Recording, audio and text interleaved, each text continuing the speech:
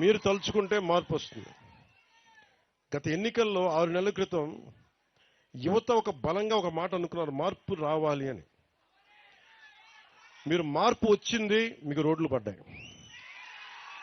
మార్పు వచ్చింది, పంచాయతీ సర్పంచులకి విలువ లేని పరిస్థితుల్లో పంచాయతీ సర్పంచులు భుజాలు తలగరేసి మేము సర్పంచులను చెప్పుకునే స్థాయికి మేము పెట్టాం. మొన్న ముఖ్యమంత్రి గారి దృష్టికి ఇదే తీసుకెళ్లాను. ఇద్దరం ఒక గంట సేపు కూర్చున్నాం. గంట సేపు కూర్చొని మాట్లాడింది, మేము కూర్చొని వేరే ఏం మాట్లాడాలి. నేను మాట్లాడిందల్లా గిరిజన ప్రజల స్థితిగతుల గురించే మాట్లాడాను. మీకు ఆదాయం ఎలా పెరగాలి, రోడ్లు కనెక్టివిటీ ఎలా ఉండాలి, నీటి అవసరాలు ఎలా తీర్చాలి, కరెంట్లు ఎలా ఉంది, అలాగే అంగన్వాడీ కేంద్రాలు సరిగ్గా ఉన్నాయా, వాటి రిపేర్లు చేయాలా అని పెట్టుకున్నాం అని ఇవే మాట్లాడుకున్నాం. మాట్లాడుకొని ప్రధానమంత్రి గారు వచ్చాక ఇలాంటి ఇలాంటి పాలసీల కింద ఇంతకుముందు 250 ఉంటే కానీ రోడ్లు పడేవి కావు. ప్రధానమంత్రి గారు వచ్చాక కనీసం 100 మంది ఉంటే చాలు రోడ్డు వేసేయమని చెప్పారు. ఆ పథకం కింద కొన్ని రోడ్లు. ఇది మన నరేంద్ర మోదీ గారికి మన కృతజ్ఞతలు చెప్పుకోవాలి. ఆయన సంకల్పం, అది ఆయన మహాసంకల్పం. అలాగే ముఖ్యమంత్రి గారి దృష్టికి తీసుకెళ్లారు.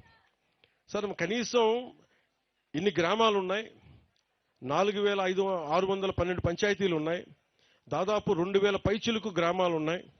వీటికి మనం ఏం చేయగలం అంటే బడ్జెట్ ఎంత అని అడిగారు. ఆ రోజున మనం కలెక్టర్స్ కాన్ఫరెన్స్లో కలెక్టర్ గారు కూడా ఆ రోజు ఉన్నారు. అడిగినప్పుడు ఒకటే చెప్పారు, కనీసం 2869 కోట్ల రూపాయలు ఖర్చు అవుద్ది ఈ గ్రామాలన్నీ కలపడానికి. కానీ లబ్ధి ప్రజలు చిక్కగా ఒక చోట ఉండరు కాబట్టి. అయినా కానీ ఆయన ఏం చెప్పారంటే కనీసం మనం ముందు వీటితో ప్రారంభిద్దాం, తర్వాత ఒక్కొక్క విడతగా ఒక్కొక్క సంవత్సరానికి 350 కోట్ల చొప్పున దీనికి పెట్టుబడి పెడదాం. అలాగే మిగతా డబ్బు కేంద్ర ప్రభుత్వం, నరేంద్ర మోదీ గారి నాయకత్వంలో కేంద్ర ప్రభుత్వం మనకి వచ్చే పథకాల నుంచి ఆ డబ్బుని ఇక్కడే ఖర్చు పెట్టిపోతున్నాం. సో మేము దీనికి ఎందుకు చెప్తున్నానంటే 70 సంవత్సరాల ఈ పాలనలో గిరిజన గ్రామాలని మిమ్మల్ని వదిలేశారు.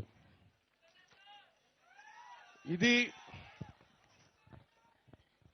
గిరిజన ప్రాంతాలని ఉన్నాయా అంటే అభివృద్ధి చేశారంటే చేయలేదని చెప్పట్లా, ఉంది. దీనికి పార్టీలు కొన్ని పెడితే దీనికి బాగా పనిచేసిన అధికారులు కొంతమంది ఉన్నారు. ముఖ్యంగా ITDA, integrated tribal development authority, ఆ ఏజెన్సీని ప్రమోట్ చేసిన వ్యక్తి శంకరన్ గారు. ఈ రోజున ఐటీడీఏ గుర్తుపెట్టుకోవాల్సింది శంకరన్ గారి పేరు, ఐఏఎస్, ఆయన్ని నిరంతరం గుర్తుపెట్టుకోవాలి. మహానుభావుడు. అంటే ఒక అధికారికి ఒక నిజమైన ఒక రాజకీయ నాయకుడు కనుక అండ ఉంటే శంకరన్ గారు చేసి చూపించారు. ముఖ్యంగా గిరిజన ప్రాంతాల్లో అందరూ చెప్తా ఉంటాయా, మేము రాజకీయ నాయకులు ఎంత నమ్ముతామో తెలియదు కానీ మా ఐటీడీఏ వాళ్ళని నమ్ముతాం, అంత బలంగా నమ్ముతాం అని చెప్తారు. సో నేను మీ నమ్మకం గెలుచుకోవడానికి వచ్చాను ఈ రోజున. కాకపోతే ఏదైతే ఈరోజు రోడ్డు వేసి ఇట్లా కాదు, ఈ 5 సంవత్సరాలు పనిచేస్తాం.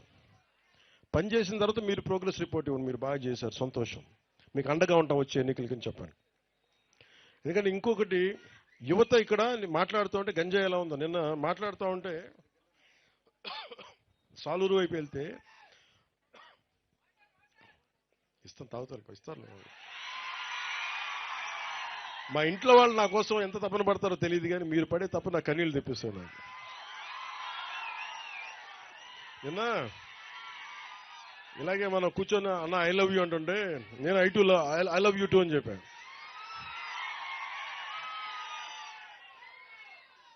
నిన్న పిల్లలు కూడా ఇన్నిసార్లు ఐ లవ్ యూ చెప్పలే, బాగున్నావా ఇలా తట్టేసి వెళ్ళిపోతా. మీరు ఐ లవ్ యూ అంటే మటుకు ఐ లవ్ యూ చెప్పాలనిపిస్తుంది, ఐ లవ్ యూ టూ అని చెప్పాలనిపిస్తుంది.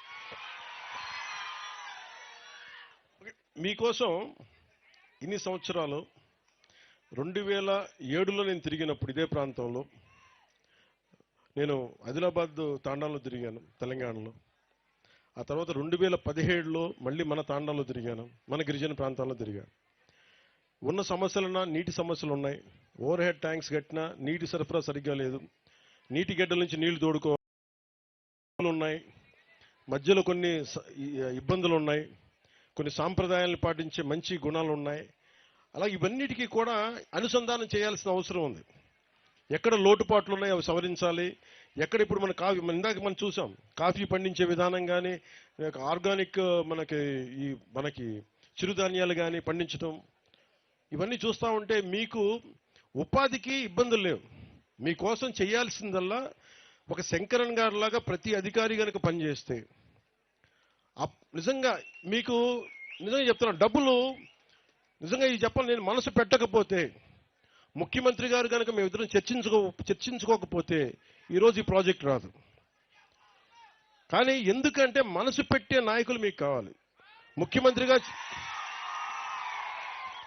ముఖ్యమంత్రిగా నారా చంద్రబాబు నాయుడు గారి దృష్టికి నేను ఏం తీసుకెళ్ళగలనంటే, నాకు ఫైనాన్స్ని ఎలా హ్యాండిల్ చేయాలో నాకు తెలియదు.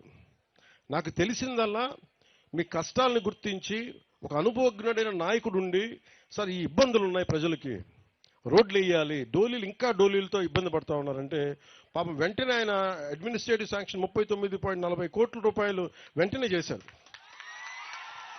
ఇక్కడున్న కూటమి నాయకులందరి తరపు నుంచి ప్రజల తరపు నుంచి గౌరవ ముఖ్యమంత్రి శ్రీ నారా చంద్రబాబు నాయుడు గారికి మనస్ఫూర్తిగా నా కృతజ్ఞతలు తెలియజేస్తా ఉన్నాను మనందరి తరపు నుంచి.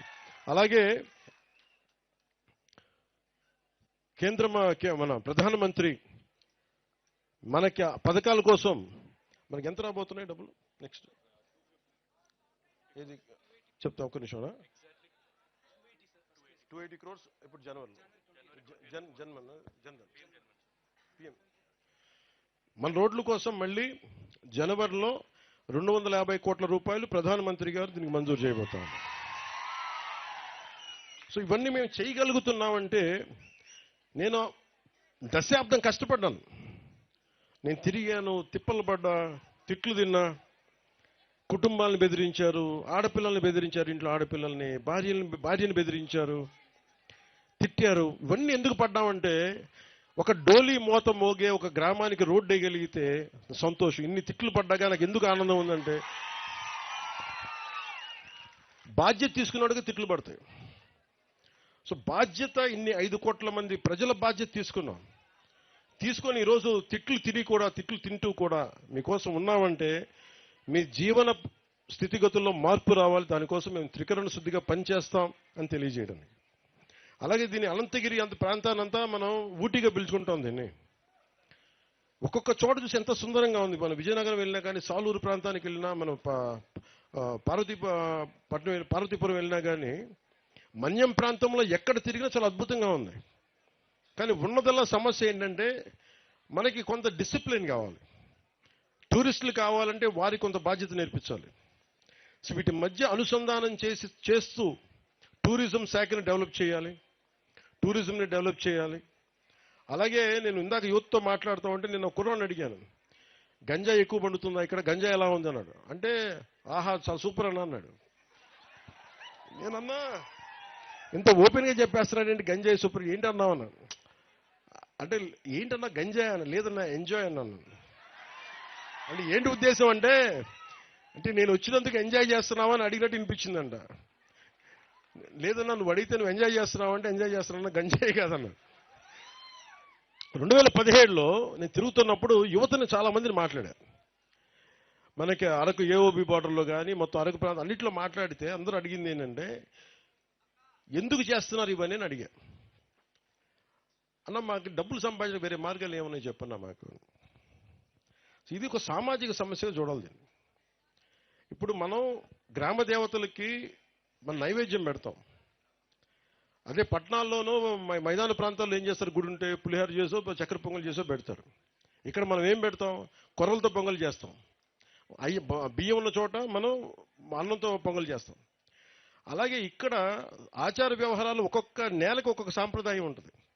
గిరిజన సాంప్రదాయాల్లో మనకి కళ్ళు పెట్టడం దగ్గర నుంచి మనకి తల్లులకి, గ్రామ దేవతలకి, అలాగే గంజాయి పెట్టడం కూడా, గంజాయి ఆకుని ఇవ్వడం కూడా అది ఒక సాంప్రదాయం. అలాంటి సాంప్రదాయాల కోసం పెంచుకున్న ఈ గంజాయి మొక్క, ఇది సమస్య ఏమైపోయిందంటే, అది సంస్కృతి వరకు ఉండిపోతే పర్లా, గిరిజన ఆచార వ్యవహారాల వరకు ఉండిపోతే ఇబ్బంది ఉండేది కాదు. దాన్ని కమర్షియలైజ్ చేశారు, ఎక్స్పోర్ట్ చేశారు. ఎకరాల్లో వేలాది హెక్టార్లు పండించడం స్టార్ట్ అయిపోయేటప్పటికి ఆంధ్రప్రదేశ్ ఈ రోజున గంజాయికి #1 క్యాపిటల్ అయిపోయింది. మనం అనుకోవచ్చు ఏం జరుగుద్ది, గంజాయి మనకు మొక్కేస్తాం పోద్దంటే దీనివల్ల ఏం జరుగుతుంది అంటే చాలా మంది యువత పాడైపోయి తాగేసి చిన్నపిల్లలకి చాక్లెట్ల రూపంలో ఇచ్చేసి, మొన్న ఈ మధ్యన కడపలో అనుకుంటా టీచర్ మీద తిరగబడి పిల్లలు కొట్టేశారు, గుండెల మీద కొడితే ఆయన చనిపోయారు. ఆయన దానికి కూడా ఈ మొత్తం మంది ప్రభావం ఉందనేది పోలీసులు ఆ దిశగా కూడా ఆలోచిస్తున్నారు.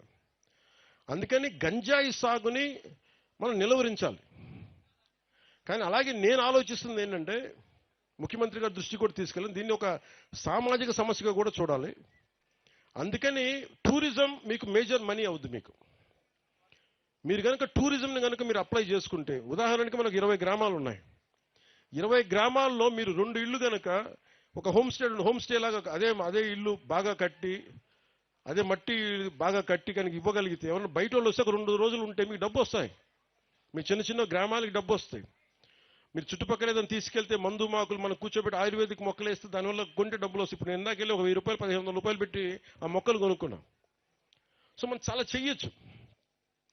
సో మీకు గంజాయి అనేది అది మీకు ఆదాయానికి మార్గం కాకూడదు. నేను యువతకు అదే కోరుకుంటా ఉన్నా. సంపాదించడం చాలా తేలిగ్గా ఉంటుంది, కానీ దాని ద్వారా వచ్చే దుష్ఫలితాలు మటుకు చాలా లోతుగా ఉన్నాయి. అందుకని ముఖ్యంగా అందరూ ఉన్నారని నేను చెప్పట్లేదు, కానీ గంజాయి సాగు చేస్తున్న యువతకి నా అప్పీల్, నా విన్నపం ఏంటంటే దయచేసి మీకు ప్రత్యామ్నాయ మార్గాలు కల్పిస్తాం. దాన్ని కొంచెం మీరు ఆలోచించి దాన్ని దయచేసి ఎంకరేజ్ చేయకుండా మీరు దృష్టిలో ఉంటారని నేను మీకు వేడుకుంటా ఉన్నాను.